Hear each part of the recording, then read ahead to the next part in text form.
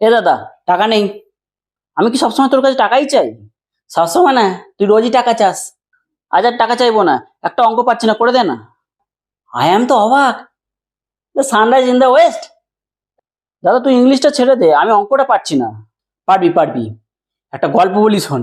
একটা কলসির মধ্যে একটা কাক জ্ঞান পড়ে দিবি, দয়া করে অঙ্কটা করে দে। দে। আরে গাধা, এত সহজ অঙ্কটা পাচ্ছিস না?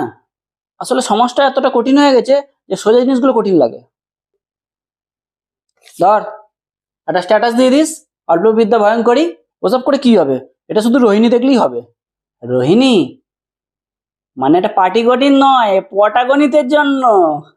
দাদা কি মনে হচ্ছে, পড়বে? এই টুগলিবাজি করে চললে এ মাল থাকবে না, পালিয়ে যাবে। তাহলে পড়াশোনা করতে হবে, উপযুক্ত হতে হবে। না রে, মেয়েটার চোখে অদ্ভুত মায়া আছে, কিন্তু তোকে তো সেই দয়ার চোখেই দেখবে। কেন দাদা? কারণ আমি অঙ্কটা ভুল করে দিয়েছি ইচ্ছা করে। কি?